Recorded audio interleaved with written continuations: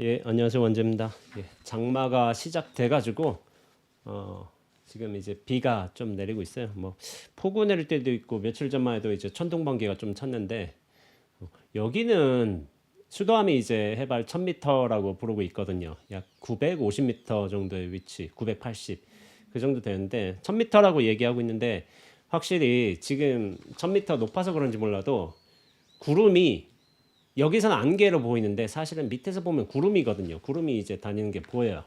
높은 곳에 있다 보니까 이제 여기서는 안개지만 사실은 구름이고 이거를 또 느낀 게 어디 있냐면은 ABC 안나푸르나 베이스 캠프 갔을 적에 제가 그걸 느낀 적이 있어요. 4,300m 정도 될 거예요 아마 안나푸르나 베이스 캠프 높이가. 근데 거기서 한번 밤에 새벽 2시쯤에 나와서 이제 하늘을 봤는데 하늘의 별이 되게 맑아 보이는 거예요. 또 가까이 있는 듯 보여요. 이게 웃기지만은 뭐 우리나라하고 지구하고 별 사이 거리는 굉장히 멀잖아요. 근데 맑아 보여서 그런지 몰라도 마치 이제 하늘에 별이 있는 게 아니라 천정에 별이 박혀 있는 듯 보이는 거예요. 이런 거를 굉장히 좀 실감나게 느낀 적이 있어요. 예전에 어떤 사막에 가는 사람들도 밤에 하늘에서 보이는 별들이 또 그렇게 보인다 그런 얘기를 한 적도 있는데 사막은 그렇게 높지는 않겠죠. 그러나 이제 안나푸르나 베이스 캠프는 높은 데기 때문에 좀 더 별이 가까워 보이고 총총해 보인다. 그런 느낌이 든 적이 있어요. 그래가지고 높은 곳에 사니까 그나마 이제 덜 덥고 시원하고 그런 감이 좀 있습니다. 선풍기는 있는데 좀 틀어놔야 될 것 같아요. 이제 무더위 시작되면 선풍기 틀어야 되겠죠. 수도함은 저 에어컨이 없습니다. 에어컨이 있는 데가 없고 1000m라서 에어컨이 굳이 필요치 않고 아마 도심에 있는 절이라든지 도심 포교당은 반드시 에어컨을 넣어야 될 거예요. 여름에 제가 여기 안거 들어오기 전에 범어사에 갔거든요. 범어사에 좀 사형스님 뵙고 좀 어른스님 만나뵐 일이 있어가지고 갔다 왔는데 안거 전에 범어사의 금어선언인데 선언에 제가 2010년도 살 때만 해도 2010년도 11년도 그때 살았어요. 그때 살 때만 해도 범어사 선언 금어 선언에 에어컨이 없었어요. 그래서 이제 2시 정진하고서 2시 정진 들어가서 가장 더울 때 2시 정진 들어가면은 진짜 더워요. 이렇게 해서 정진하다 나오잖아요. 3시 때 나오면은 바지가 젖어 있어. 바지가 젖어 있고 이 팔에서 또 그 범어사 금어 선언은 상의 탈의를 못 했어요. 보통 선언은 정진 들어가면 상의 탈의를 할 수가 있는데 금어 선언은 그때 이제 어른 스님께서 금지시켰어요. 상의 탈의를 해서 못 했어. 그러면 땀이 나잖아요. 땀이 이렇게 팔에서 딱 해가지고 요 끝에서 걸쳐가지고 톡 떨어지는 게 느껴질 정도였어요. 그러니까 굉장히 더운 날이었죠. 근데도 이제 어른 스님들은 이제 그런 거를 이겨내야 된다. 뭐 이런 생각이 있었어. 그것도 이제 맞아 어느 정도 맞기도 하지만은 어떤 상황과 결부되어서 그렇게 땀 나고 온몸에 젖고 그럴 때는 사실은 정지는 안 된다고 보고 있거든요. 그걸 또 이겨내는 측면도 사실 필요해요. 수행에선 그 상황 조건이 아니라 그걸 한 번쯤은 확 이겨내야 되는 조건도 필요한데 그러나 이걸 언제든지 뭐 그걸 극복해야 된다. 이런 몸에 대해서 집착하지 말아야 된다. 그런 상황들이 잘 맞아질 때는 상관이 없는데 안 맞아지면 그것도 굉장히 힘든 일이 돼요. 그렇기 때문에 막상 그렇게 더위를 딱 이겨내야 된다. 그건 생각은 좀 그럴 것 같아요. 근데 실제로 알고 보면은 그런 무더위가 2시 때 정말 땀 나고 하는 거는 한 일주일에서 열흘 정도거든요. 나머지는 그렇진 않아요. 항상 그렇진 않으니까 그게 지속된다고 볼 수는 없는데 그래도 이제 힘든 날들이 있었는데 요즘 가보니까 범어사 금화선언에 에어컨을 설치해 놨더라고요. 이제 천정에 그게 에어컨 설치해 놨죠. 그래서 지금은 훨씬 나을 거예요. 범어사는 사실 에어컨 설치해야 돼요. 거기 안 하면 안 돼요. 저는 살아봐서 알지만은 여름 한 것만 2번을 살았어요. 그러니까 2011년 12년이었구나. 범어사 금화선언 안거를 끝나고 제가 세길주를 갔으니까 11년 하한 거, 12년 하한 거 이렇게 살았어요. 그때 참 재밌었던 기억이 납니다. 범어사. 하여튼간에 범어사에 다녀왔었고 오늘은 제가 무슨 얘기를 하냐면은 나 아직 열리지 않은 선물에서 40페이지에 이미 그러하다는 글이 있어요. 이미 그러하다. 제가 월광불광에 연재했던 글 중에 하나인데 이 글을 제가 개인적으로 좋아해요. 좋아하고 이 글에서 좀 나눠볼 만한 얘기들이 좀 있는 것 같아가지고 한번 이 글을 이야기하면서 좀 곁들여서 다른 얘기도 한번 해보도록 하겠습니다. 제가 세계 일주를 했죠. 2012년 9월부터 2014년 10월까지 25개월간 했는데 그때 이제 시작점으로 삼은 곳이 카일라스예요. 카일라스가 불교인들에게는 우주의 중심에 있는 수미산이 이렇게 드러났다. 지구상에 그렇게 믿고 있어요. 그래서 수미산 제일 꼭대기에는 제석천왕이 살고 있고 그 중턱에는 이제 사천왕이 살고 있다고 믿고 있죠. 그렇게 이제 카일라스는 단순한 산이 아니라 이제 영혼의 성소라든지 신의 영역으로 받아들여지고 있어요. 그래서 중국 정부에서 아마 카일라스 등반을 금지해 놨을 거예요. 역대 공식적으로 오른 사람은 없어요. 왜냐하면 그게 법적으로 금지돼 있어요. 그래서 지금까지 등반한 사람이 없지만은 비공식적으로 이 카일라스 산을 정상에 오른 사람이 있긴 해요. 비공식적으로. 누굴까요? 책을 읽어보셨으면 아시겠지만 쟤는 왜 날아다니냐?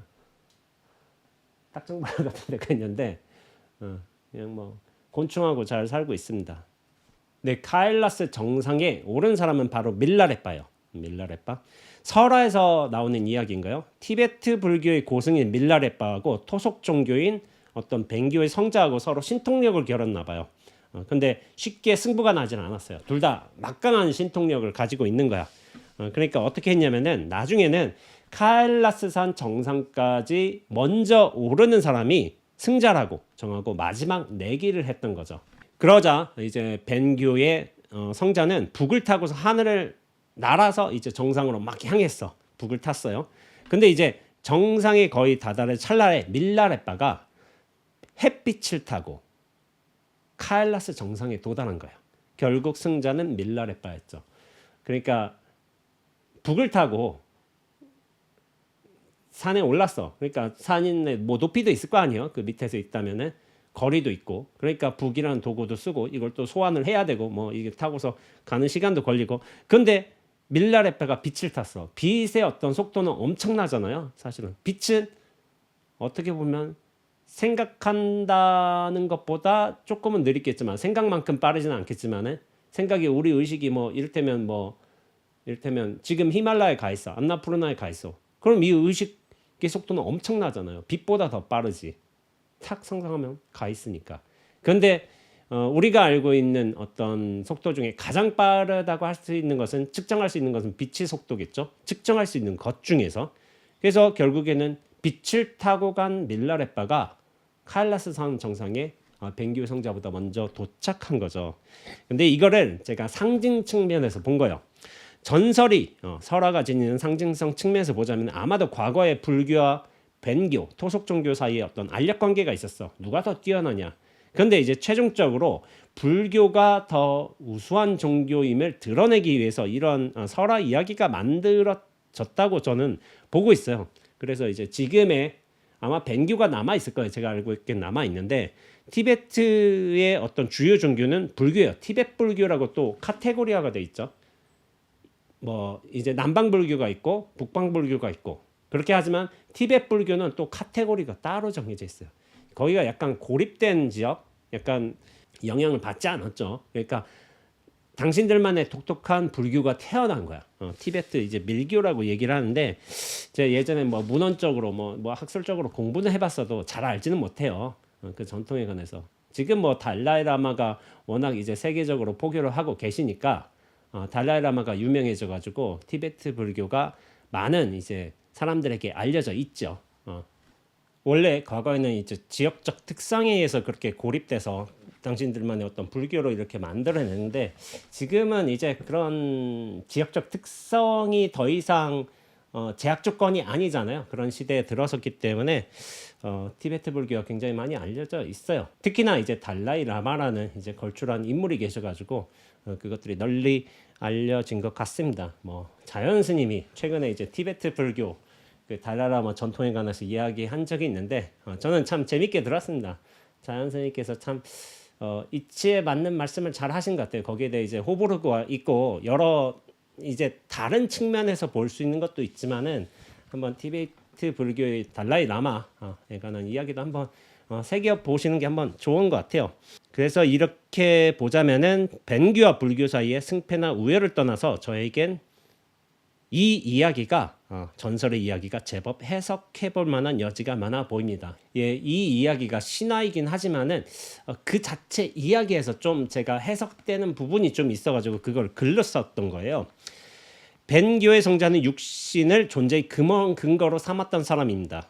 그는 카일라스산을 대상이나 목표로 대했으며 카일라스산에 도달하기 위해서 북이라는 도구를 사용한 거죠. 도구.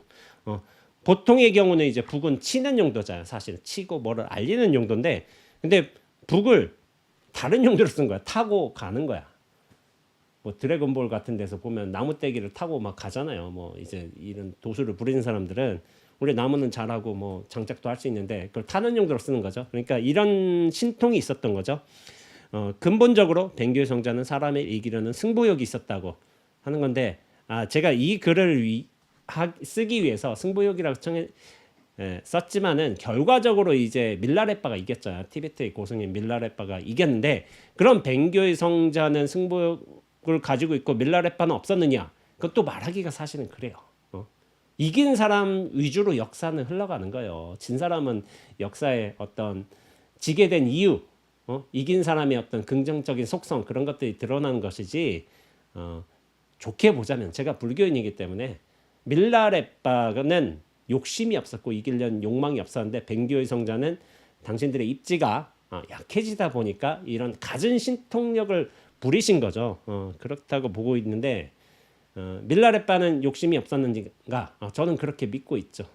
불교의 어떤 고승이기 때문에, 그리고 어떤 깨달음을 얻으신 분이기 때문에. 그래서 승부욕이 이 이야기에서 가장 중요한 거예요. 자신들의 입지를 차지하기 위해서, 그걸 잃지 않기 위해서 벤교의 성자는 승부욕을 가지고 있었고, 육신을 근거로 삼았고, 북이라는 도구를 신통력의 어떤 보조 수단으로 삼은 거죠. 그래서 저는 벤교의 성자의 이 마음을 욕망이라고 부르겠습니다라고 어떤 선을 그었죠. 그러나 밀라레빠는 달랐습니다. 결론적으로 말해 저는 밀라레빠가 실제 육신을 이끌고 카일라스산 정상에 도달했다고 보지는 않습니다라고 했는데, 여기서 제가 글을 쓰는 입장을 밝힌 거예요. 밀라레빠가 실제로 육신을 끌고 올라갔을 수도 있다고 저는 한편으로는 그렇게 생각하고 있어요. 왜냐하면 밀라레빠가 우리가 굉장히 잘 알려지지는 않았을 수도 있지만, 물론 밀라레빠를 좋아하는 분들은 그 이야기를 봤겠죠. 굉장히 신통력을 많이 부리셨던 분인 거예요. 제가 티베트 불교를 잘 알지도 못하고 또 밀라레빠에 관련된 책을 보지도 않았어요, 사실은. 그래서 그렇게 관심 있는 성자는 아닌데, 깨달은 분은 아닌데, 티베트 불교에서는 굉장히 뛰어나신 분이죠. 그리고 밀라레빠에 관한 이야기도 여러 스님들에게 들었어요. 근데 이제 저는 선을 공부하다 보니까 저희 스승 어떤 중국의 조사 스님들의 어떤 가르침이라든지 한국 큰 스님들의 가르침이었지, 티베트 불교의 어떤 고승의 삶을 잘 알지는 못해요. 그리고 달라이라마도 그렇게 잘 알지는 못해요. 그래서 예전에 제가 세계일주 때도 얘기했지만은 그 영상 때에도 달라이라마를 친견할 수 있는 기회가 분명히 저한테도 있었어요. 그러나 이제 제 공부, 수행 전통, 그리고 제가 본받고자 하는 어떤 스승들의 경우는 선의 스승들이었기 때문에 그렇게 달라이라마를 친견하고 싶다는 생각은 들지는 않았어요. 내가 관심이 가지고 내가 존경하는 분이어야지 친견하고 인사도 드리고 하겠지만은, 세계적으로 유명하신 큰 스님인 건 맞지만은 전통이 다르기 때문에 그렇게 큰 관심은 없었던 것 같아요. 근데 이제 제가 그 밀라레빠가 신통력을 가지고 있다는 거에 관해서 제가 현대불교에서 박원자 선생님이 이제 모정불심이라는 코너에서 밀라레빠의 어머니에 관해서 이야기를 한 적이 있어요. 그러니까 여러 큰 스님들의 어떤 어머니에 관해서 이야기를 한 거야. 물론 이제 큰 스님은 아니지만은 여기에 저도 소개됐어요. 저희 어머니의 일화가 박원자 선생님이 굉장히 인상 깊게 보신 거예요. 세계일주 책 마지막에 보시면 어머니의 꽃감이라는 글이 있어요. 그래서 그 글에서 저희 어머니의 어떤 관련된 일화들을 굉장히 인상 깊게 보셔가지고 당신께서 한번 인터뷰를 하신 적이 있어요. 그래서 저희 어머니에 관해서 이야기를 하면서 그 저기 모정불신 코너를 끝을 맺으신 적이 있으세요. 그러니까 굉장히 좀 뭐 영광이었고 박원전 선생님께서는 또 저희 노장님의 누구 없는가라는 책을 이제 대필하신 분이거든요. 저희 큰 스님 그러니까 노장님께서는 글을 쓰는 게 전문 영역은 아니시잖아요. 그러니까 그 삶의 이야기를 들려주면은 뭐 어떤 기록들을 토대로 해서 박원자 선생님께서 이렇게 글을 쓰신 거예요. 누구 없는가라 일대기에 관해서 쓰셔가지고 그런 인연이 있었죠. 거기서 이제 모정불신 코너에서 밀라레빠의 어머니에 관해서는 글을 썼는데 제가 여기서 간단하게 요약을 하자면 밀라레빠가 원래 아버지가 부자였어요. 상업을 하면서 장사를 하면서 돈을 많이 벌었어. 근데 이전 좀 빨리 돌아가신 거예요. 병이 걸렸나 내가 그건 잘 모르겠는데 일찍 돌아가시게 되었는데 그러니까 죽기 전에 가까운 친척인 사촌 형과 누나한테 이제 그러니까 밀라레빠에게는 당숙과 당고모죠. 그래서 유산을 맡긴 거예요. 그러면서 성인이 되면 밀라레빠에게 주라고. 근데 이제 어머니가 있잖아요. 분명히 가족이 있는데도 자기 그렇게 당숙 사촌 형하고 친척한테 그렇게 맡기는 게 재산을 맡기는 게 그 당시 어떤 티베트의 어떤 풍속이었나 봐요. 근데 이제 돈이 생기다 보니까 우리식으로 말하자면 막 돈이 많다 쳐봐. 한 20억 30억 된다고 쳐봐. 그걸 딱 주니까 갑자기 눈이 돌아간 거야. 그러니까 이거를 친척들이 다 쓴 거죠. 다 쓴 거.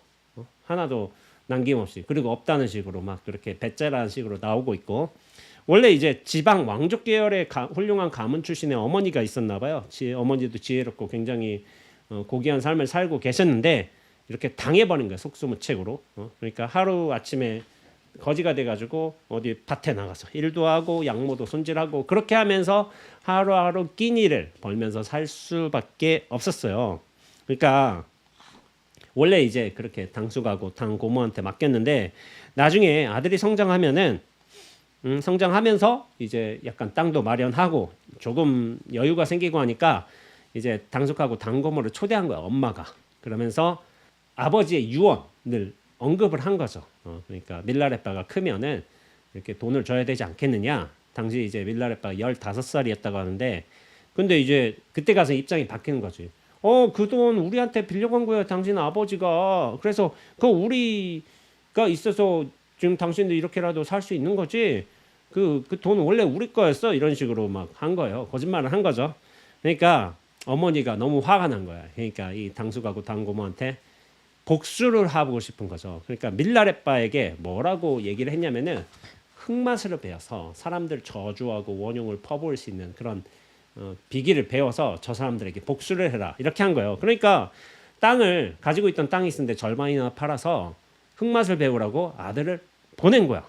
그러니까 밀라레빠가 수소문을 통해서 흑마술사를 찾아간 거죠. 그러니까 되게 자질이 좋으셨던 거예요. 밀라레빠는 14일간 그런 걸 흑마술을 배우고 나서 어머니의 청을 들어드리려고 그러니까 그 복수를 도와드리려고 당숙이 맏아들 결혼식 날에 신랑과 신부를 비롯해 35명 35명이 죽어버렸어요. 어떻게 죽었냐면은 앞말이 엄청난 힘으로 이제 집안에 어떤 기둥이 있나 봐요. 그 기둥에 맸는데 엄청난 힘이 생겨가지고 그걸 탁 하고 당기니까 중앙 기둥이 무너지면서 사람들이 35명이나 건물에 이제 깔려서 죽은 거죠. 그러니까 어머니가 굉장한 복수심에 그렇게 땅도 팔아가면서 아들한테 흑맛을 배우라고 그렇게 얘기를 했는데, 근데 이제 드디어 복수는 했어. 근데 이제 그 사람들이 화가 났어. 밀라레빠의 흑맛을 때문에 우리 가족들이 죽었다 하니까 나중에는 이제 우박 폭풍을 일으켜 달라고 한 거예요. 우박 폭풍. 그러니까 7일 만에 또 이제 우박 폭풍을 또 배웠어요. 밀라레빠가 뛰어난 분이니까. 근데 이게 우박 폭풍이 그 집에만 이제 된 게 아니라 그 가족에만 그 마을에 돼 가지고 마을 사람들이 전체적으로 밀라레빠에 대해서 원한을 품게 된 거예요. 그러니까 사람들도 좀 다치고 그렇게 되니까 어떻게 되었냐면은 밀라레빠가 되게 후회를 한 거야. 나는 저 사람들만 복수하려고 했는데 이제 사람들 일반 사람들한테 그 복수심이 퍼지게 된 거죠. 그러니까 굉장히 좀 잠도 못 자고 후회스러우면서 이렇게 한 거죠. 원래 복수가 시원할 수도 있겠지만은 그 뒤에 느껴오는 밀려오는 감정이란 건 후회지 않을까요? 꼭 그래야만 했을까? 저는 그런 생각이 들어요. 복수가 일견통쾌할 수는 있겠지. 그러나 자신의 어떤 마음을 돌이켜 본다면은 이걸 꼭 한 게 잘 된 건 아니겠다 생각하는 게 사실 수행자의 바른 자세라고 저는 생각을 하고 있습니다. 그래서 나중에 그런 마음이 드니까 참 스승을 찾는 거야. 마르빠라는 이제 사람을 이제 찾아간 거예요. 당시에 이제 덕망이 뛰어났고 밀기의 초능력을 획득한 사람으로서 3개 마르빠를 당해낼 사람이 없다. 그런 진정한 스승인데 그러면서 이제 그러니까 어떤 살생의 업도 있는 거고 잘못된 생각도 있는 거고 감정 문제도 있잖아요. 이런 종류의 업을 정화하기 위해서 마르빠가 굉장히 혹독한 훈련을 시킨 거야. 그러니까 뭐 며칠이었지? 7일, 14일 뭐 이 정도 해서 흑마술은 빠르게 배웠잖아요. 근데 이제 나중에 8년인지 거기다 또 플러스 12년인지 해가지고 20년의 초인적인 수행 끝에 밀라레빠는 깨달음을 얻었고 자유자재로 분신을 납틀 수 있는 힘을 얻어 밀기호 수행을 완성했다라고 하는 거예요. 근데 여기서 자유롭게 몸을 납튼다고 했잖아요. 내가 뭐 제가 약간 제 영역이 아니어서 이걸 확답해서 말씀드릴 수 없지만은 이제 그렇게 몸에 대한 근거, 몸을 근거로 육신을 어떤 자기 존재의 어떤 근거로 삼았던 사람은 절대로 이 육체를 벗어나지 못해요. 근데 이 육신에 대해서 집착을 하지 않고 이것을 해탈할 수가 있다면은 다양한 존재로 그렇게 들어갈 수가 있다고 하대요. 그게 가능하대요. 그래서 약간 신화적인 이야기, 전설, 뭐 신통력 이야기 보면은 어디도 들어가고 뭐 새한테도 들어가고 어디 뭐 바위한테도 뭐 바위의 나무한테도 들어가고 뭐 이게 가능할 거야. 가능한데 그 신화에서는 근데 저는 잘 몰라요. 그게 모르는 영역인데 이게 그렇다 하대. 제가 도반 선생님한테 한번 들었는데 이게 우리 이게 7차크라인가? 100회에 있는 이 7차크라가 각성이 되면은 이게 맨 처음에 어떤 크기가 있단 말이에요. 크기가 있는데 이게 점점 커지면 온몸을 덮는데요. 온몸을 덮으면은 그때는 몸에 더 이상 구속받지 않는 거야. 몸도 자유롭게 떠나고 몸도 자유롭게 부릴 수 있고 내 몸뿐만 아니라 어떤 세상의 어떤 드러난 형태로서의 모든 몸을 자유롭게 부릴 수 있는 신통력을 얻을 수 있다고 하대요. 근데 저는 이런 걸 잘 몰라요. 근데 이게 가능한 분이 계시다고 알고 있어요. 그게 실제로 가능했으니까 밀라레빠 같은 분은 실제로 그걸 했으리라고도 저는 생각하고 있어요. 제가 못할 뿐이지. 제가 못한다고 제가 모른다고 없는 이야기라고 만들어내면 안 돼요. 그래서 제가 맨 처음에 해석의 방향성을 제가 얘기한 거죠. 저는 밀라레빠가 실제 육신을 이끌고 카일라스산 정상에 도달했다고 보지는 않습니다라고 제 관점을 분명히 했던 거예요. 근데 육신을 끌고서 도착한 게 아니라 육신에 대한 어떤 구속, 이 집착심, 이 한계성을 완전히 벗어났다면 육신도 자유롭게 동서남북으로 낮출 수 있는 그런 능력이 있을 거라고도 저는 생각해요. 그래서 밀라레빠가 육신에 대한 집착, 구속감에서 완전히 벗어났기에 육신을 자유자재로 다룰 수 있는 신통력이 분명히 있었을 수도 있어요. 그러니까 육신을 한순간에 빛을 타고서 확 정상으로 올릴 수도 있었다는 거죠. 그게 실제적으로 가능했을 거라고도 저는 그렇게 가능성으로 남겨두지만은 제가 해석의 방향성을 한 거는 뭐냐면은 나중에 선적인 해석을 한 건데 그거는 진리 본연의 어떤 근원의 모습 차원에서 그렇게 해석을 한 거고 나중에 그건 더 언급하기로 하고 나중에 이제 밀라레빠가 깨달음을 얻으셨어요. 그러면서 무슨 말씀을 하셨냐면 모든 세속적인 욕망은 최종적으로 아쉬움만 가져온다. 복수심을 불태우고서 복수를 했어도 아쉬운 거죠. 여전히. 얻은 것은 사라지고 쌓은 것은 무너지며 태어난 것은 죽는다. 이런 이치를 아는 사람은 얻은 것과 쌓은 것, 만나는 것을 일찌감치 버리고 올바른 스승의 지시에 따라 진리를 깨닫고자 한다. 이것 하나만이 최선의 행법이다라고 하면서 그런 말씀을 하신 거죠. 욕망이란 건 뭐냐면은 얻은 건 사라지고 쌓은 것은 무너지며 태어난 것은 죽는다. 모든 유익법의 요소들인 거예요. 그것은 변해가요. 변해가면서 그 모양과 형태, 형상을 다 달리하죠. 그러면서 의미도 나한테 달라지는 거야.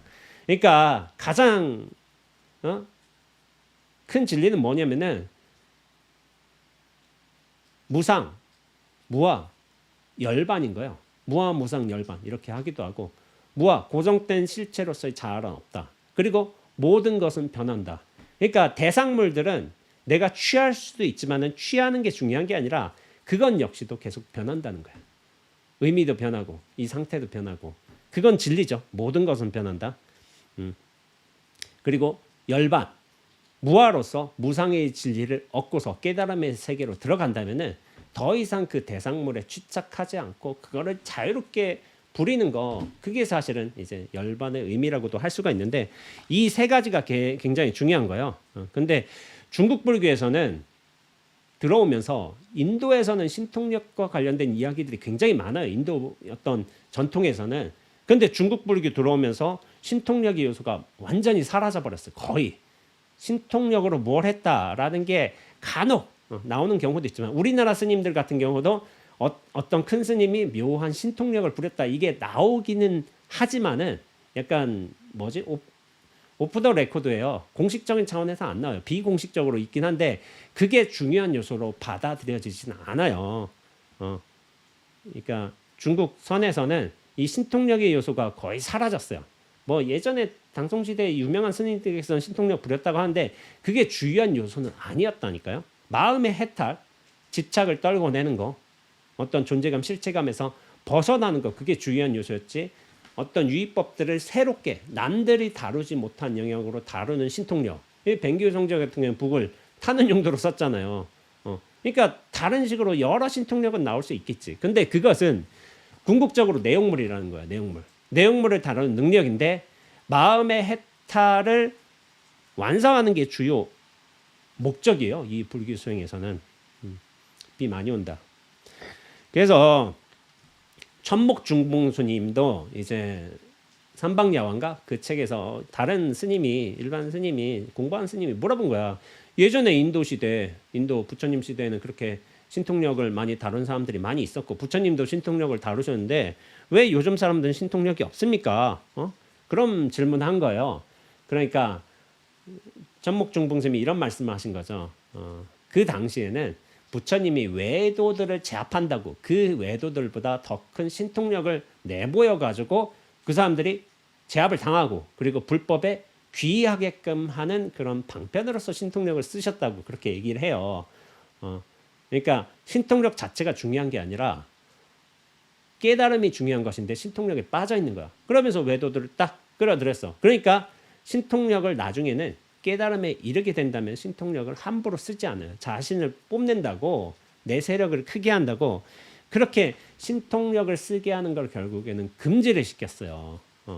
근데 부처님 같은 경우도 사실은 그렇죠. 부처님도 깨달음을 얻으신 다음에 누진통이라고 해서 누진통이 깨달음의 신통인데 번뇌가 사라지는 신통.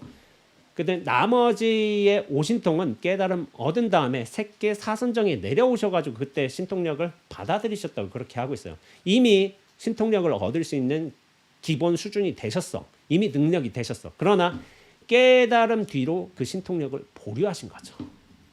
보류하신 거. 근데 여러분들 아셔야 될 게 깨닫지 못해도 신통력 얻는 사람들이 있어요. 제 주변에도 신통력 부린 사람들이 있어요.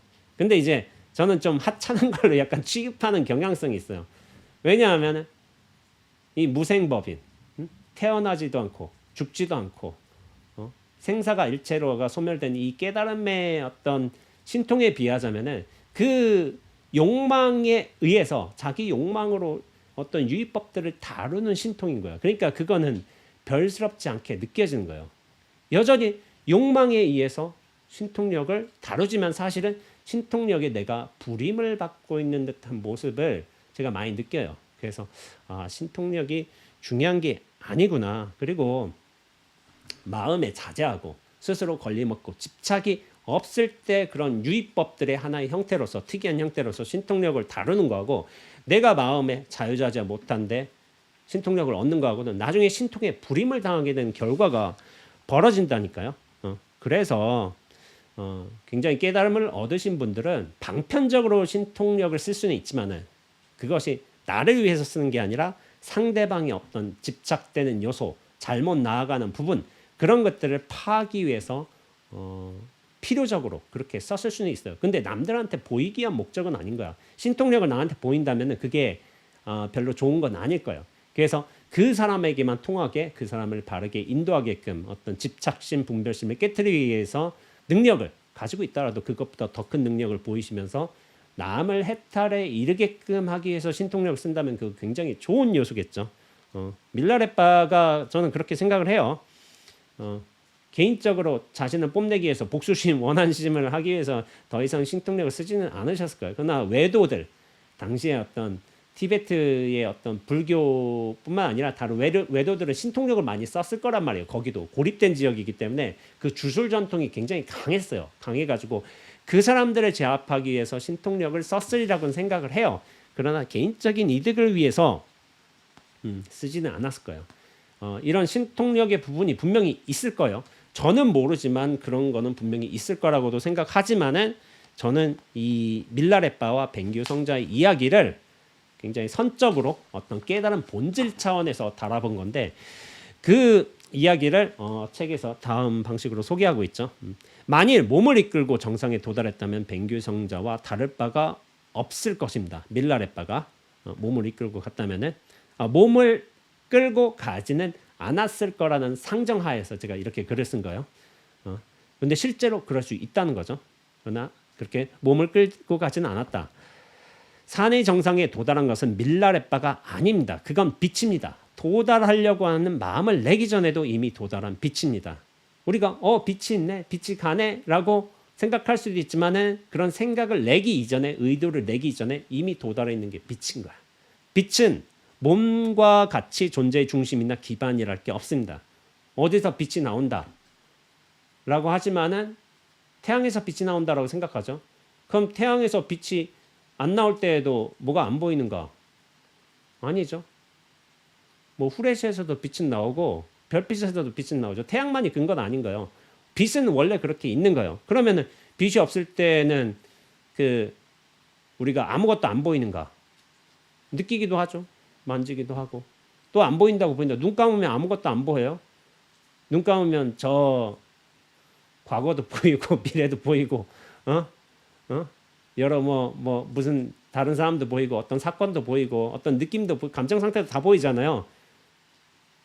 그거를 두고 이제 신령스러운 알미라고 하는 거죠. 신령스럽게 모든 걸 다 알고 있고 느끼고 있고 생각하고 있고.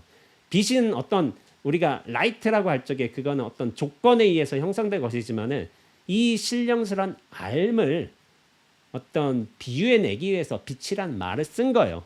빛. 이 신령스러운 알은 중심이나 기반이 없이 다만 비춰짐으로써 드러나는 것이 바로 빛입니다. 비춰짐의 중심이 없기에 그 무엇도 대상으로 하지 않습니다. 그치? 비춰짐은 빛은 신령스럽게 비춰내는 거는 사실은 뭔가 중심이 있어서 뭔가 근원이 있어서 그런 게 아니라 원래 그랬던 거예요. 원래. 대상이란 나라는 명확한 근거를 둬야만 나타나는 상대이기 때문입니다. 빛은 근거가 없어. 그런데 대상이란 거는 나라는 근거가 있어야지 대상이 나타나는 거예요. 빛은 비추기 위해 특별한 도구를 쓸 필요도 없고 비추는 작용은 그 어떤 신통력도 요구하지 않습니다. 원래 있는 신통력이니까 비추는 게. 비춤이란 아주 자연스러운 현상이기 때문입니다. 그리고 비춤에는 그 어떤 승부욕도 없습니다. 산 아래나 정상이나 평등하게 고루 비추고 있는 것이 바로 빛입니다. 그 논쟁을 했어. 야, 누가 더 뛰어나냐? 누가 더 이기냐? 할 때도 사실은 빛은 산 정상에도 비추고 있었고 뱅교의 성자하고 밀라레빠가 얘기하고 있는 빛, 그 산 아래에서도 이미 비추고 있는 거야. 그러니까 빛은 승부욕도 없고 그것은 곧 욕망이 없다는 뜻이 될 것입니다라고 한 거예요. 선적인 진리 본연에서 이 어떤 해석인 거죠. 빛이란 그런 겁니다. 정상에 도달하리라는 생각을 내기 전부터 이미 정상에 도착해 있는 것. 그것이 바로 빛입니다.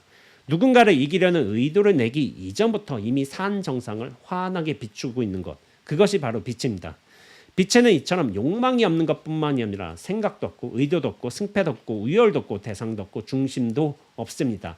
오로지 이 비춤이란 작용, 신성한 신령스러운 이런 드러냄만 있을 뿐이야. 드러냄만. 그러나 없다 해도 전혀 문제될 것은 없습니다. 생각하기 전부터, 욕망을 일으키기 전부터 빛은 이미 주변을 환하게 밝혀왔기 때문입니다. 없다, 있다 이렇게 해도 이미 그러고 있어. 오래전부터. 우리 생각으로서 욕망도 없고 의도도 없고 생각도 없고 그런 거에 개의치 않아. 뱅교의 성자하고 밀랄의 빠하고 싸우든 말든 다투든 누가 이기든 말든 애초부터 그것과 관계없이 항상 비추고 있어. 이게 빛인 거예요. 사실상 이 승부는 애초부터 결정된 것이었습니다. 몸을 기반으로 한 사람의 욕망과 욕망이 없는 빛의 비춤과의 대결이었습니다. 우리가 어떤 의도와 욕망을 낸다고 하더라도 그 의도나 욕망이 있느냐 없느냐가 그런 거 있다 없다에 갈리기 전에도 항상 상관없이 빛은 있어 왔다니까. 이 빛이란 게 제가 상징적으로 말하는 빛이에요. 상징적으로 말하는 빛. 그러나 우리가 어떤 생각을 내든 말든 대상이 있든 없든 북을 타든 말든 산 정상에 오르든 말든 항상 있는 거. 원래부터 그래왔던 거. 빛은 상징이라서 밤낮이 있을 수도 있지만 그 밤낮도 아니고 조건도 아니고 상태에 구속받지 않는 거. 항상 그런 거. 그게 뭐냐면 바로 눈앞인 거야. 눈앞에서 낮에는 빛이 나올 수도 있지. 좀 더 밝을 수도 있고 새벽 무렵에는 좀 어두울 수도 있고 저녁 되면 좀 사라질 수도 있고 그건 이제 변하는 거잖아요. 이 빛소리도 눈앞에서 펼쳐지고 있다니까 지금. 이게 신령스럽게 알미라고 하지만 내가 안다 그게 아니라 신령스럽게 처음부터 있어 왔던 거. 이게 가장 중요한 거예요. 그게 중요한 것이지 다른 게 아니에요. 진정한 승리란 좀 더 고급스럽고 어려운 욕망을 성취하는 데 있는 것이 아니라 욕망을 온전히 쉼으로써 자연스러움으로 드러나는 데 있습니다. 굳이 북을 타지 않아도 몸을 옮겨 칼레스 산 정상에 도달하지 않아도 누군가를 이기지 않아도 빛은 이미 환하게 비추고 있습니다. 빛 입장에서 보면 참 가소롭겠지. 자기들이 뭐라고 막 북타고 막 논쟁하고 뭐 몸을 옮기고 뭐 이렇게 해도 원래부터 그랬으니까 이런 입장에서는 좀 그렇죠. 그 어떤 자기나 유의를 거치지 않더라도 빛이 이미 그 모든 것을 고루 환하게 비춰내고 있습니다. 이 자연스러움과 온전함을 넘어설 수 있는 것은 없습니다. 제 아무리 고견한 형태의 결론이라 하더라도 이미 그러함보다 결코 나을 수가 없다는 겁니다. 어떤 인연법에 의해서 이런 형태로 드러났다고 해도 원래 있는 것을 원래 그러함을 절대로 이기지 못해요. 제 아무리 아름다운 음악이라 하더라도 거대한 산이라고 하더라도 눈앞을 이기지는 못한다니까. 왜냐하면 지가 아무리 날고 끼어도 저 멋들어진 산도 아름다운 음악도 눈앞에서 드러났다니까. 형태로서 모양으로서 소리로서 이런 감각으로서 드러난 것은 그 감각의 배경이 되는 눈앞이라든지 이 신령스러운 바탕이라든지 이걸 절대로 이길 수가 없어요. 그거에 완전히 항복이 되어야 되는 거야. 항복이. 그래서 나란 중심을 벗어나야지만 이걸 한번 크게 벗어나야지만 이 눈앞에 어떤 이 텅 빈 모든 방식으로 열린 모든 가능성으로서 열린 어디에 구속되지 않는 이것과 만날 수가 있는 거예요. 그러기 위해서 이제 나의 실체감은 한번 깨져야 돼요. 한번 크게 깨져야 돼요. 작게 깨지면 좀 안 돼. 작게 깨진 사람들 많아요. 저도 예전에 작게 깨졌었고 계속 그랬었고 그런 일들이 반복이 됐었고 그러나 한 번은 크게 깨져야 돼요. 그래야지만 이 좀 눈앞과 제대로 개합을 할 수가 있습니다. 생각해 보십시오. 그토록 어려운 고행을 치르고 최고의 선정을 닦은 부처님이셨건만 정작 부처님을 위없는 깨달음으로 인도한 것은 반짝이는 새벽별이었어요. 새벽별 반짝하면서 부처님이 깨달았어. 서산대사는 새벽에 닭이 우는 소리를 듣고 문득 깨달음으로 돌아가 생사의 일을 모두 마쳤습니다. 많은 조사 선지식들께서는 보는 찰나 듣는 찰나에 깨달음의 세계로 들어가셨습니다. 그런데 그러한 계기를 마련해 준 것들은 보고 듣는 내용물들이 새벽별, 닭 우는 소리 어떻게 보자면은 지금 이 비 떨어지는 소리, 어? 그리고 슬슬 움직이는 저 구름들, 그런 것들처럼 되게 평범하고 되게 소소한, 그리고 어떻게 보자면 원래 그런 것들이었어. 원래 빗소리는 원래 이렇고 구름은 저렇게 지나가, 새벽별은 저렇게 반짝이고 아침에 닭은 저렇게 울어, 꽃기호하고. 원래 있는 거에서 발견해야 되는 거예요. 원래 있는 거. 특별한 하늘을 날아다니는 뭐가 북 보면서 진리를 깨닫는 게 아니라 어떤 뭐라고 해야 되지? 또 다른 신통력 있잖아. 남의 마음을 꿰뚫어 보고 뭐 이제 뭐를 하면서 그게 진리를 깨달은 거 아닌가요? 남의 마음을 꿰뚫어 본다고 해도, 없는 거를 본다고 해도, 이를테면은 무당이 있잖아요. 무당이 깨달은 분들이요, 깨달은 분들은 아니라고 보고 있죠. 어떤 신의 어떤 말씀을 듣고서, 그러니까 이제 그쪽 방식에서는 신의 말씀을 듣고 신의 말을 전달하는 어떤 대변자인 것이지 깨달은 분들은 아닌 거야. 그러니까 되게 평범한 것에서 진리를 볼 수 있어야 돼. 근데 이것도 의도적으로 본다는 게 아닌 거예요. 자기의 실체감이 완전히 깨진다면은 이 평범한 게 진리로서 훅 들어오다 뿐이겠어요. 자연스럽게 나가겠죠. 잘 돌아야 돼. 그래서 이런 말이 있어요. 꽃 한 송이에서 기적을 분명히 볼 수 있다면 우리 삶 전체가 바뀔 것이다. 꽃 하나가, 저 빗소리가, 저 뿌연 구름이 너무 평범한 것들인데, 꽃송이도 평범하잖아요. 근데 거기서 기적을 본다는 건 뭐냐면은, 꽃은 보잖아요. 냄새도 맡을 수 있기도 하지만 그 봄에서 기적을 느끼는 거야. 그리고 빗소리를 들으면서 기적을 느끼는 거야. 그러면서 축축한 또 비가 있잖아요. 촉감을 축축하게 느끼면서 기적을 느끼는 거야. 그런 건 뭐냐면은 나의 분별심, 집착심, 생사심이 싹 내려갔을 적에 이 하나하나 보고 듣고 느끼고 하는 경계가 진리로 나타난다니까요.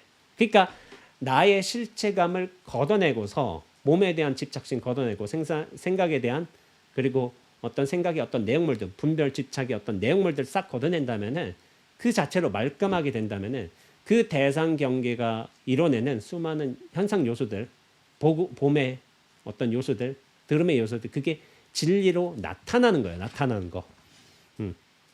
그래서 꽃 한 송이의 기적은 결코 꽃 한 송이만의 기적이 아닌 거예요. 그것을 정말 제대로 말끔하게 확 본다면, 꽃이 신비로 다가온다면 이미 비워냄의 정도가 좋아서 그 세상 자체에 그 벌어지는 그 모든 일들도 신비로 나타나게 되어 있습니다.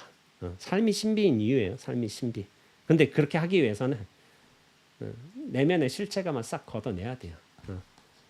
욕망도 걷어내야 되고 나의 실체감도 걷어내야 되고. 고행이나 선정은 이미 그러한 것들을 떠나서 다른 무언가를 닦으려는 유의의 작업들입니다. 서가모 부처님 고행 선정을 다 하셨죠. 수행이란 것이 사실상 이런 유의 작업이지만 그것은 비워짐을 위해 어쩔 수 없이 필요한 과정일 뿐 궁극의 목표점은 아닙니다.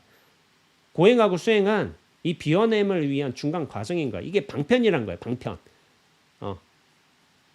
수행의 뜻이 있는 게 아니야. 고행의 뜻이 있는 게 아니야. 근데 이 비워냄을 위한 중간의 과정인 거야. 어쩔 수 없는 과정인 거야. 근데 내가 처음부터 비워져 있다. 할 필요 없어요. 근데 그런 사람은 없다. 그리고 처음부터 비워져 있다는 사람이라는 것을 상정할 때도 그 사람은 비워내기 위해서 다른 여정들을 또 거쳤어요. 그걸 또 봐야 돼. 그래서 수행이란 건 삶 전체를 봐야 되는 거야. 어떤 특정 시간만 볼 게 아니라 그 사람이 그런 과정을 겪기 위해, 이런 마음의 자리를 잡기 위해 어떤 삶을 살아가는가 전체를 봐야지만 그 사람이 어떤 수행 과정을 살펴볼 수가 있는 거예요. 내가 뭐 5년 전부터 불교 수행했어. 이게 중요한 게 아니라니까. 어떤 사람은 불교에 입문한 지 이를테면 1년 됐다고 해봐. 1년을 했는데 30년 절에 다닌 사람보다 마음 공부가 훨씬 잘 될 수가 있어요. 그럼 왜 그럴까? 전생에 근기가 좋을까? 뭐 그래서 그런가? 그런 일은 없어요. 그 불교에 들어오기 전에, 이 공부를 만나기 전에 자신의 마음 닦는 방법, 불교로 몰라도 마음은 닦아요. 자기 실체감 걷어낼 수 있는 그게 다 마음 닦음인 거예요. 그 비워냄의 준비를 보자면은 그 전에 살아왔던 이를테면 30년, 40년, 50년의 어떤 습관들이 비워냄의 과정들이 굉장히 많아요. 공부 잘하는 건 괜히 공부 잘하는 거 아니에요. 다 그럴 만한 이유가 있습니다. 절대로 어떤 뭐 근기가 좋아서 공부 잘하는 사람 없습니다. 그 비워냄을 잘한다면은 그게 근기가 좋다고 말할 수가 있는 거죠. 그래서 숭산 스님 같은 게 세계 일화라는 말이 좀 유명해졌지만 세계가 하나의 꽃이다. 그 자체로 좀 멋있는 말인 거예요. 세계 일화. 아마 여기서 나오지 않았을까 그런 생각을 하기도 해요. 뭐 제가 근거는 잘 모르겠지만은 꽃 한 송이에서 기적을 볼 수 있으면은 이 세계가 기적이 돼요. 꽃 한 송이에서 기적을 볼 수 있으면. 근데 나란 실체감에 빠져서는 꽃 한 송이의 기적을 보지도 못하고 세계가 이미 기적으로, 신비로, 모든 신통으로 펼쳐져 있음을 알아보지 못해요. 결국에 내 문제야, 내 문제. 꽃의 문제가 아니라 꽃을 바라보는 나의 시선, 나의 안목, 나의 비워짐의 문제인 것이지 꽃 하나의 문제가 아니었던 거야. 그러니까 결국 진리로 통하는 분은 뭐냐면은 나로 돌아가게 돼 있어. 나로. 내가 비워져야만 그 모든 진리가 열린다니까요. 그래서 수행은 그 비워냄의 과정이라고 할 수 있죠. 그래서 고행이나 선정은 이미 그런 것들을 떠나서 다른 무언가를 갈고 닦으려는 유의의 작업들입니다. 수행이라는 것이 이런 유의의 작업이지만 그것은 비워내 이거 읽었던 거 아닌가? 다시 한번 읽죠. 비워짐을 위해 어쩔 수 없이 필요한 과정일 뿐 궁극의 목표점은 아닙니다. 수행은 이 평범한 진리로 돌아가고 온전함을 회복하기 위해 거쳐야 할 과정과 수단이란 것이지 수행을 잘하는 것이 결코 수행의 목적은 아니라는 것입니다. 간혹 보면 이 유의 수행을 아예 목표로 삼은 분들이 더러 있습니다. 이 수행의 목적이 된 거야. 처음부터. 깨달음의 목적이 된 게 아니라 비워짐의 목적이 된 게 아니라 과정으로서의 수행이 아니라 아예 목적으로서의 수행이 되어버린 경우입니다. 이것은 마치 밥을 먹기 위해 쌀을 씻는 것이 아니라 쌀을 씻기 위한 목적으로 쌀만 열심히 씻는 것과 같습니다. 제가 종종 하는 비유인데 쌀을 왜 씻냐면은 밥 먹고 배부르기 위해서 쌀을 씻는 거예요. 그게 당연하잖아. 근데 어떤 사람들은 쌀을 씻는 게 목적이 돼버리기도 해요. 밥을 못 먹으니까. 이게 목적이 분명하지 않으니까. 그리고 자기 실체감 걷어내지 못하니까. 내가 이렇게 쌀을 열심히 30년간 씻었어. 이렇게 쌀 고운 거 봐봐. 이게 얼마나 이 쌀을 씻었는데 이제 뭐 그게 없어. 혼탁한 게 하나도 없어. 이게 얼마나 고결한 작업이야. 그런데 이게 놀랍게도 먹혀요. 이 수행하는 과정이 왜냐하면 필요한데 근데 제가 항상 분명한 차이점을 두는 건 뭐냐면은 오래되면 안 돼요. 이 수행이 30년간 이 밥을 이렇게 고결하게 쌀을 이렇게 열심히 씻고 이 고결하게 노력하고 참고 그게 될 수는 있는데 궁극에는 밥을 먹어야 되는 게 목적인 거야. 목적. 근데 잘못하면은 쌀 씻는 것만 중요한 게 될 수가 있어. 근데 사람들한테 이게 먹힌다니까. 40년간, 50년간 저렇게 열심히 수행하셨어. 저렇게 열심히 쌀을 씻으셨어. 그러나 궁극엔 깨달음을 얻어야 되고 그 깨달음을 펼치기 위한 방편으로서 수행을 보여줄 수 있기는 한데 자신의 살림, 본래 면목은 완전하게 확인이 되어야 돼요. 그게 안 되고 수행만 목적으로 삼는다면 굉장히 사람들 속이는 거예요. 그렇게 될 수가 있어. 우리들의 삶은 이러한 보고 듣는 평범한 것들의 연속인데 이런 평범한 경계를 접하면서도 부처님이나 서산대처럼 깨달음에 도달하지는 못합니다. 이러함의 분명한 이유는 있습니다. 바로 욕망 때문입니다. 욕망이 있어서 자기 실체감이 있어서 이렇게 우리 별 보잖아요. 별 안 봐도 돼. 그냥 지나가다가 제가 얘기하잖아요. 깜빡깜빡이는 게 뭐가 있어? 신호등 있잖아요. 신호등 깜빡깜빡 준비만 된다면 나의 실체함을 걷어낸다면 신호등 깜빡깜빡 노란불이든 뭐 그렇게 깜빡이는 거 보고서도 깨달을 수 있어요. 별이 아니어도 상관없어요. 그리고 서산대사 다구는 소리 듣고 깨쳤잖아요. 아니에요. 우리 지나가다가 버스 무릉 하고 가는 거지. 경적 빵 이 소리 듣고도 깨칠 수가 있다니까. 준비만 된다면 비워 있는 준비만 된다면 그래서 욕망이라고 제가 얘기했지만은 제가 어디서 이제 부처님 말씀을 약간 영어식으로 번역한 건데 이런 말이 있어요. 한 남자가 고타마 붓다에게 나는 행복을 원합니다라고 물었습니다. 그러니까 부처님께서 말씀하시기를 먼저 나를 제거하라. 제가 말할 적에 아상이죠. 아상이 에고예요. 아에 대한 잘못된 상, 집착, 분별, 생사심을 이 실체감을 없애라겠지 아상을 없애는 것이지 아를 없애는 거 아니에요. 아는 나중에 써먹어야 돼요. 이 나란 존재는. 근데 아상을 없애는 거야. 그 다음에 원함을 제거하라. 그것은 바로 욕망이다. 이제 그대에게 남은 것은 행복뿐이다. 그러니까 아상을 먼저 제거하고 그것이 에고예요. 에고를 먼저 제거하고 에고로부터 나오는 원함을 제거하라. 욕망을 제거하라는 거예요. 그러면은 그대에게 남는 것은 행복뿐이다. 그대에게 남는 건 뭐냐면은 눈앞이 남아요. 그리고 써먹을 수 있는 나가 남아요. 이게 뭐 말하자면 행복이고 지혜인 거예요. 지혜. 이걸 써먹을 수 있는 거. 지혜고. 그렇게 해석할 수 있죠. 욕망의 안목이 가리워져서 곧장 만나지 못하고 제대로 비워져 있지 않기 때문에 온전히 받아들이지 못하는 것입니다. 제 주변에 신통력을 가진 도반이 있었습니다.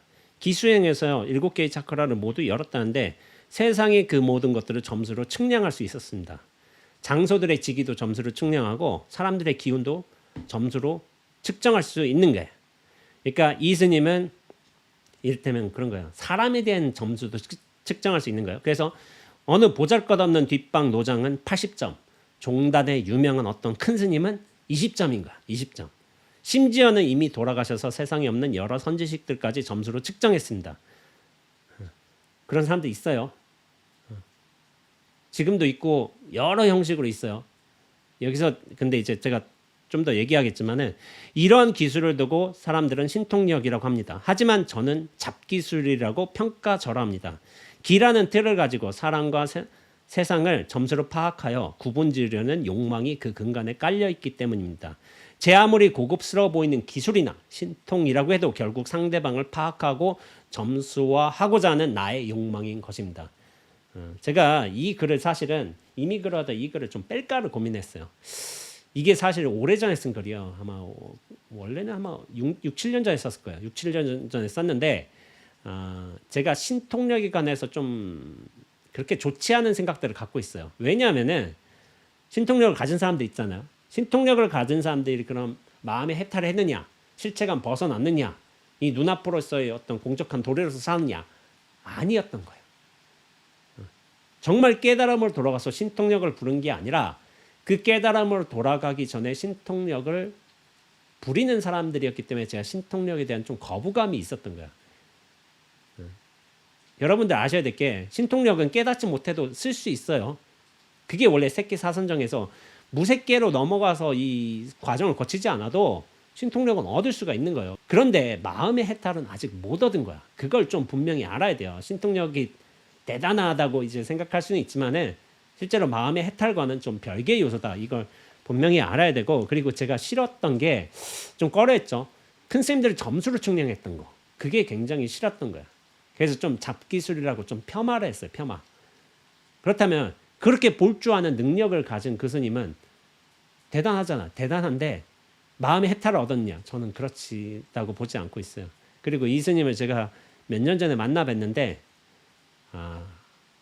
많이 정체돼 있어요. 정체. 더 못 나가고 있어. 근데 본인도 알고 있어. 그러니까 그 신통력을 가지고 있는데 마음 수행과는 별개의 요소라니까. 마음 비워낸과는 별개의 요소였던 거야. 오히려 이런 신통력을 쓰면 쓸수록 구속이 돼버려요.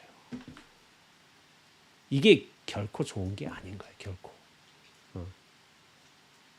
그래서 그런 거예요.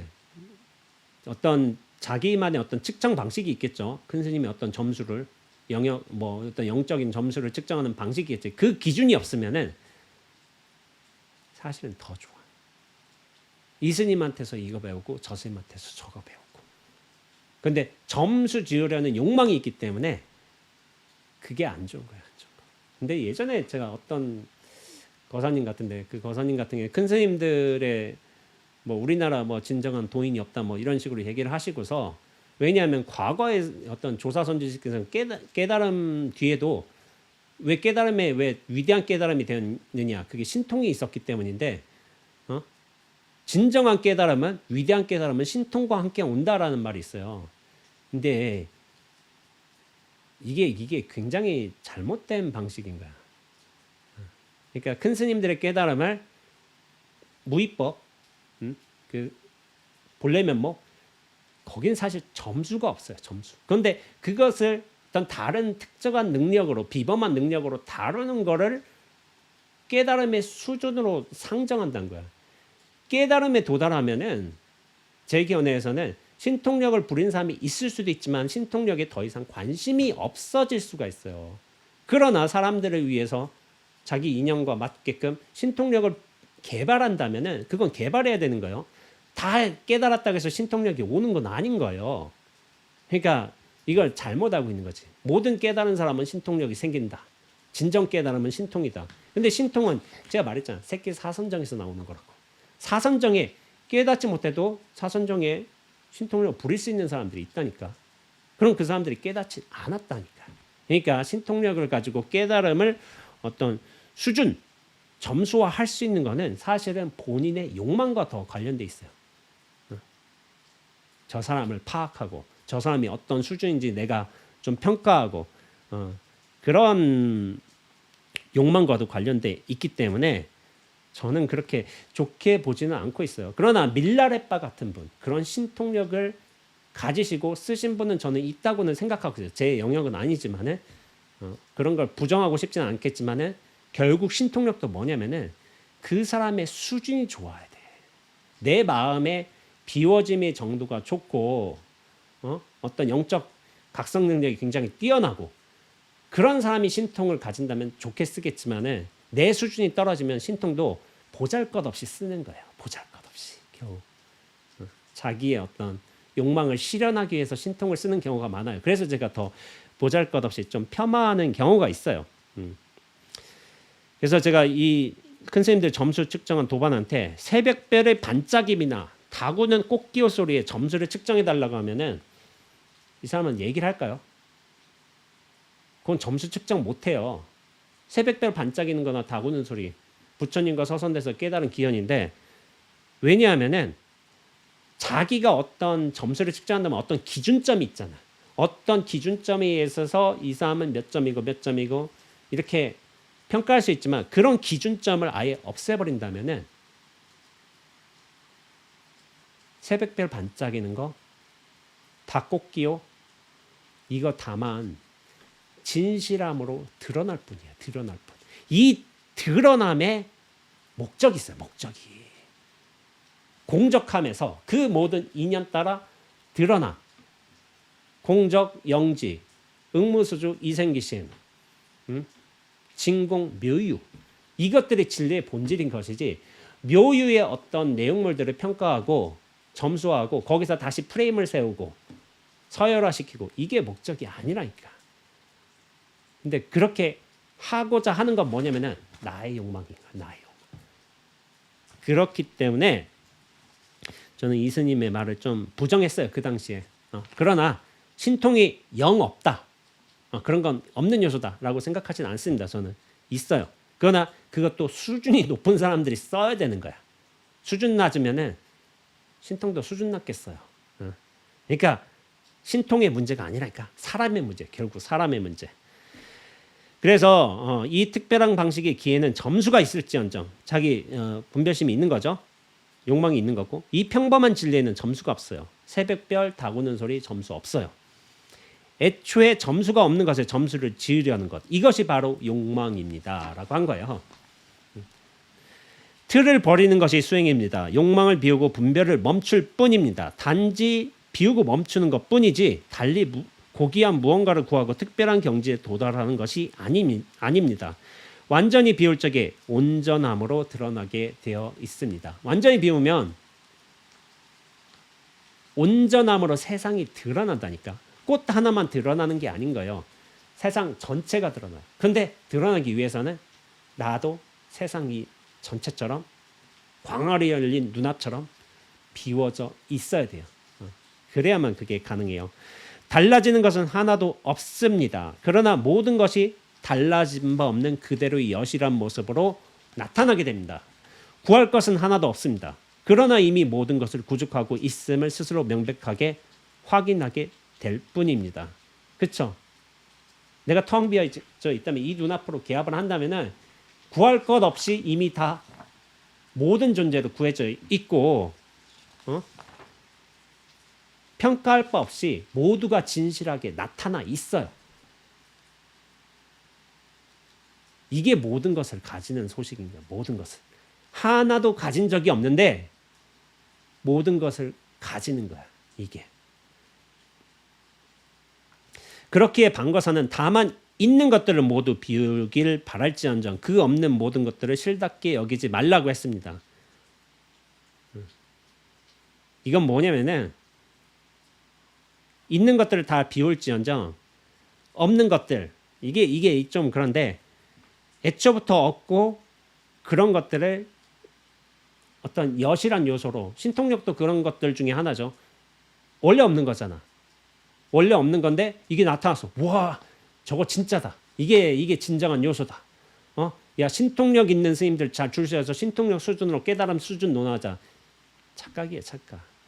서양의 유명한 영성가 아디아샨티도 비슷한 말을 한 바가 있습니다. 명상이란 지금 없다고 생각하는 것을 구하는 대신 이미 있는 것을 인정하는 것이다. 지금 없다고 생각하는 것을 구하는 것의 새로운 것을 찾는 거죠. 전혀 생각할 수 없는 것. 그런데 이미 있는 것을 인정하는 것이다. 눈앞이 본래 있어 왔던 사실을 스스로 명백하게 확인하면서 이게 이미 있는 거잖아. 이게 어디 가지 않았잖아요. 이거와 만나는 거야, 만나는 거. 제 아무리 재주가 좋아 북을 타고 하늘 날 수 있다 해도 손살같이 몸을 옮겨 카일라스산 정상에 도달할 수 있다고 해도 이미 그러함으로 눈 위에서 반짝이는 햇빛보다 빠르거나 나을 수는 없습니다. 햇빛이 비유예요. 이미 그러하다는 거. 이미 눈앞이란 거. 눈앞에 어떤 비유로서 햇빛이 나타난 거예요. 진정한 승자는 이기는 자가 아니라 욕망을 쉬게 된 자입니다. 욕망을 쉬게 된 자에게는 더 이상 승패가 없습니다. 승패나 대상, 우열도 없는 낱낱한 진실한 일들만이 눈앞으로 드러나기 때문입니다. 이것이 진정으로 도달하는 것이고 진정으로 승리하는 것이며 진정으로 누리는 것입니다. 눈앞이 진정으로 도달하는 것이고 눈앞이 진정으로 승리하는 것이고 눈앞이 진정으로 누리는 거예요. 그래서 이 글의 끝을 맺을 때는 그런 거예요. 이미 눈앞이라는 거. 이거를 강조하기 위해서 그 언젠가 누군가가 반야신경에 대해 물었습니다. 대승의 공사상을 핵심적으로 요약해 260자로 설한 것이 반야신경인데 이 반야신경 중에서도 가장 핵심이 되는 말이 무엇인지 물은 겁니다. 그래서 대답했습니다. 무소득. 얻을 바가 없다. 그러면서 마지막 말은 이미 그러하기 때문입니다. 눈앞은 얻을 수 있는 요소가 아닌 거예요. 애초부터. 근데 언제나 있어 왔어. 근데 눈앞과 만나는 유일한 방법은 나의 실체감을 걷어내는 것뿐이야. 있다고 생각하는 것, 이 착각하는 것만 걷어낼 뿐인 것이지 눈앞을 얻기 위해서 다른 특별한 노력을 할 수 있는 건 아닌 거예요. 걷어내고 비워내고 텅 비어져 있으면 원래 있던 눈앞과 만나게 돼 있는 거야. 이건 자연스러운 이치인 거예요. 삿됨을 버리고 뭐 올바름을 구한다.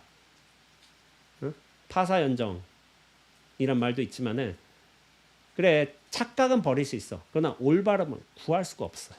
사실은.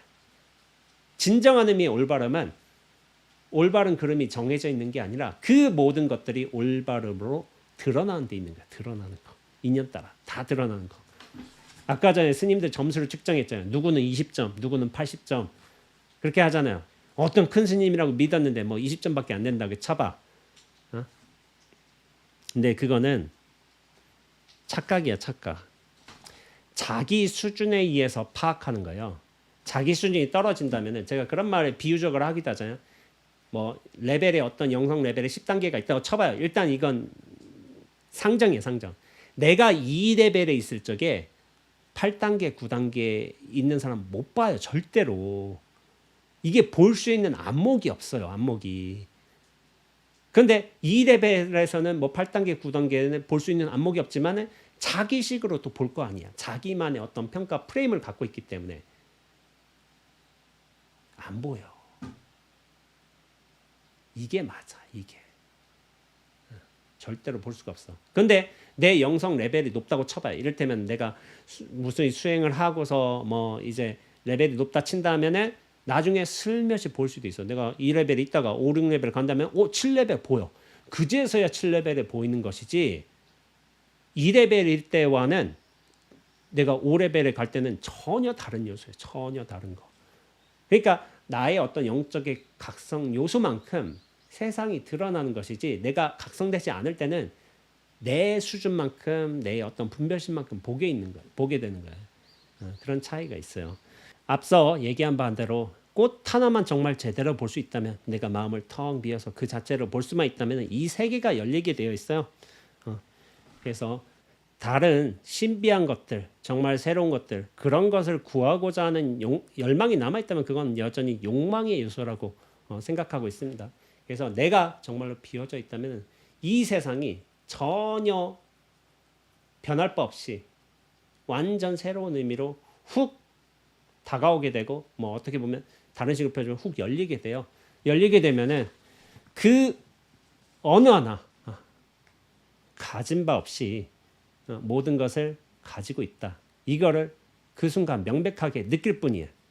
거기서 의구심이나 의욕이나 다른 요소들이 싹 수그러드는 거죠. 이것이 제가 마음을 쉬게 될 적에 도달하는 깨달음이라고 제가 말하고 있고 이렇게 마음을 진정으로 쉬게 된다면은 하나도 가진 바 없이 그 모든 것을 가지게 되고 그 어떤 다른 의미로서의 다른 특별하게 나타난 드러남 형태로서의 신통력에 휘둘리지 않게 된다. 눈앞에 절대적인 안정감이란 온전함이라는 요소로 살게 된다를 제가 깨달음이라고 이야기하고 있습니다. 제가 약간 제목을 어떻게 지을까 생각하고 있는데 어떤 큰 스님의 깨달음을 점수화하는 그런 도반이 있었는데 이런 걸 약간 미끼옷으로 해서 약간 끌어들여 이렇게 좀 제목을 지어볼까 한번 생각하고 있어요. 그렇지만은 그런 평가 저 사람의 대상의 점수의 문제가 아니었던 거야. 나의 수준의 문제인 거예요. 결국에 내가 스스로 온전하게 열리는 것이 중요하다는 이 기준을 버리면 안 돼요. 이 기준에서 살아야 되는 거예요. 그런 차원에서 스스로의 수행을 잘 하고 스스로 마음을 여는 것, 이 중심점을 잃지 않았으면 좋겠다는 말씀 드리면서 이번 영상 마치도록 하겠습니다. 예, 수고하셨습니다.